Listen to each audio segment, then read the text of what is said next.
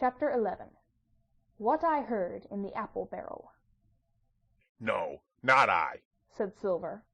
"Flint was captain. I was quartermaster, along of my timber leg. The same broadside I lost my leg, old Pew lost his deadlights. It was a master surgeon, him that amputated me, out of college and all, Latin by the bucket, and what not. But he was hanged like a dog, and sun-dried like the rest, at Corso Castle. That was Robert's men, that was, and comed of changin' names to their ships, Royal Fortune, and so on. Now, what a ship was christened, so let her stay, I says. So it was with the Cassandra, as brought us all safe home from Malabar, after England took the Viceroy of the Indies. So it was with the old Walrus, Flint's old ship, as I've seen a muck with the red blood, and fit to sink with gold." "Ah!" cried another voice, that of the youngest hand on board, and evidently full of admiration. "He was the flower of the flock, was Flint." "Davis was a man, too, by all accounts," said Silver. "I never sailed along of him. First with England, then with Flint. That's my story. And now here on my own account, in a manner of speaking. I laid by 900 safe, from England, and 2,000 after Flint.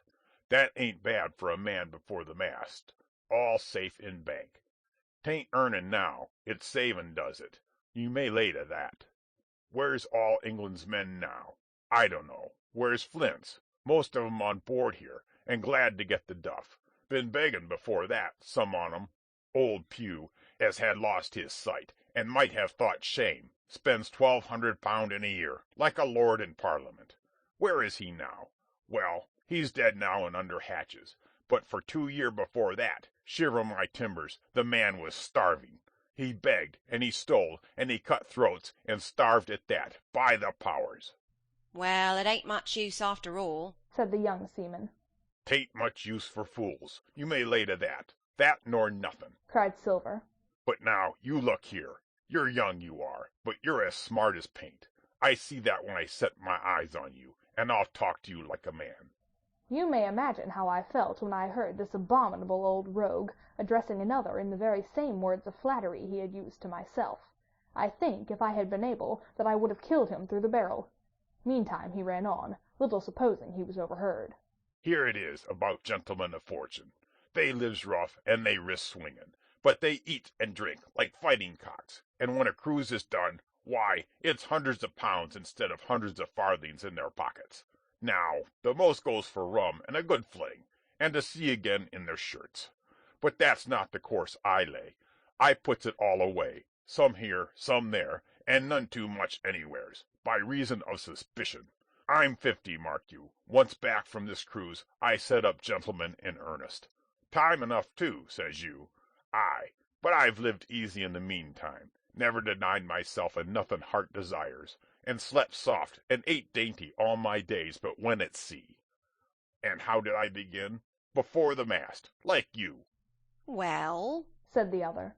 "but all the other money's gone now, ain't it? You daren't show face in Bristol after this." "Why, where might you suppose it was?" asked Silver derisively. "At Bristol, in banks and places," answered his companion. "It were," said the cook. "It were when we weighed anchor.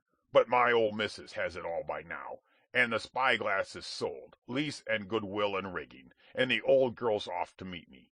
I would tell you where, for I trust you, but it'd make jealousy among the mates."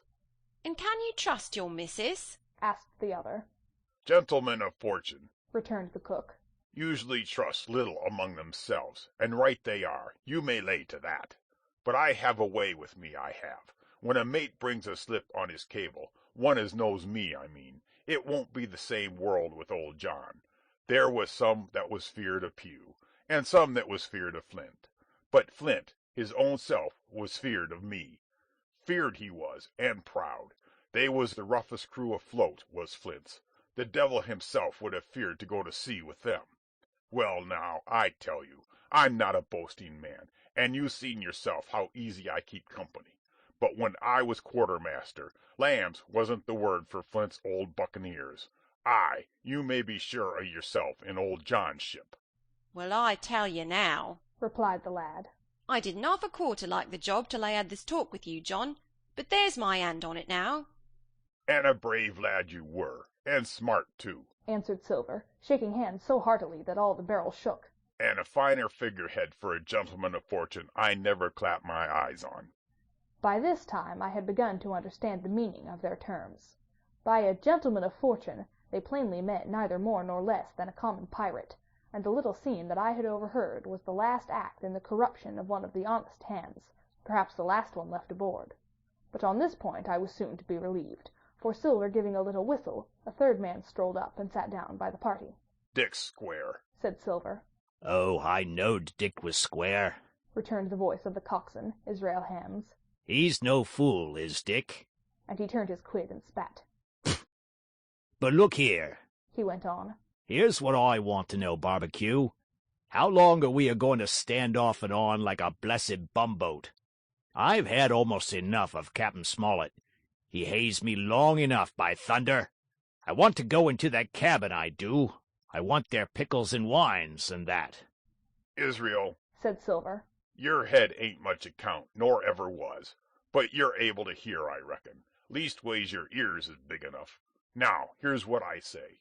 You'll berth forward, and you'll live hard, and you'll speak soft, and you'll keep sober till I give the word, and you may lay to that, my son." "Well, I don't say no, do I?" growled the coxswain. "What I say is, when. That's what I say." "When? By the powers!" cried Silver. "Well, now, if you want to know, I'll tell you when. The last moment I can manage, and that's when. Here's a first-rate seaman, Captain Smollett, sails the blessed ship for us.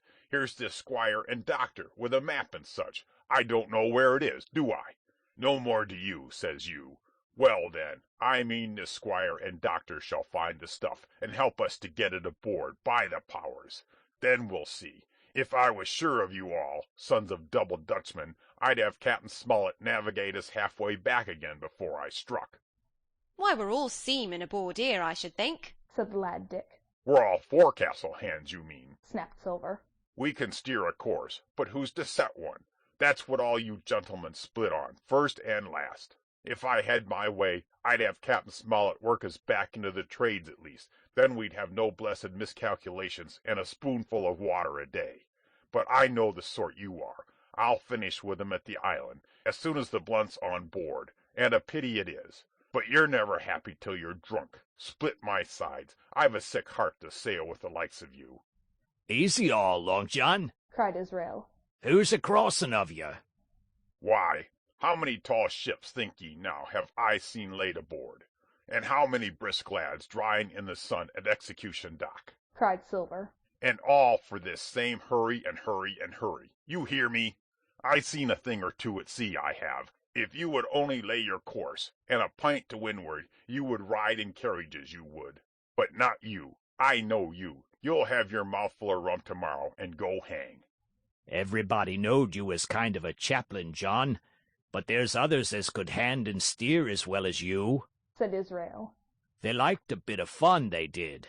They wasn't so high and dry nohow, but took their fling, like jolly companions, every one." "So?" says Silver. "Well, and where are they now? Pew was that sort, and he died a beggar-man. Flint was, and he died of rum at Savannah. Ah, they was a sweet crew, they was. Only, where are they?" But, asked Dick, when we do lay 'em athwart, what are we to do with 'em anyhow? "There's the man for me. cried the cook admiringly. That's what I call business. Well, what would you think? Put 'em ashore like maroons? That would have been England's way. Or cut 'em down like that much pork. That would have been Flint's, or Billy Bones's." "Billy was the man for that," said Israel. "Dead men don't bite," says he. Well, he's dead now hisself. He knows the long and short on it now, and if ever a rough hand come to port, it was Billy. "Right you are," said Silver. "rough and ready. But mark you here, I'm an easy man. I'm quite the gentleman, says you. But this time it's serious. Duty is duty, mates. I give you my vote. Death. When I'm in Parliament, and riding in my coach, I don't want none of these sea lawyers in the cabin a-comin' home unlooked for, like the devil at prayers. Wait is what I say, but when the time comes, why, let her rip." "John," cries the coxswain. "you're a man." "You'll say so, Israel, when you see. said Silver. Only one thing I claim. I claim Trelawney. I'll wring his calf's head off his body with these hands, Dick, he added, breaking off. You just jump up like a sweet lad, and get me an apple, to wet my pipe like. You may fancy the terror I was in. I should have leapt out and run for it if I had found the strength, but my limbs and heart alike misgave me. I heard Dick begin to rise, and then someone seemingly stopped him, and the voice of Hans exclaimed, "Oh, stow that! Don't you get sucking of that bilge, John. Let's have a go of the rum." Dick, said Silver. I trust you. I've a gauge on the keg, mind. There's the key. You fill a pannikin and bring it up. Terrified as I was, I could not help thinking to myself that this must have been how Mr. Arrow got the strong waters that destroyed him. Dick was gone but a little while, and during his absence Israel spoke straight on in the cook's ear. It was but a word or two that I could catch, and yet I gathered some important news, for besides other scraps that tended to the same purpose, this whole clause was audible. "Not another man of them'll join." Hence there were still faithful men on board. When Dick returned, one after another of the trio took the pannikin and drank. One, "To luck!" another with, "Here's to old Flint," and Silver himself saying, in a kind of song, Here's to ourselves, and hold your luff. Plenty of prizes and plenty of duff. Just then a sort of brightness fell upon me in the barrel, and looking up, I found the moon had risen, and was silvering the mizzen-top, and shining white on the luff of the foresail, and almost at the same time the voice of the lookout shouted, "Land ho!" End of chapter 11.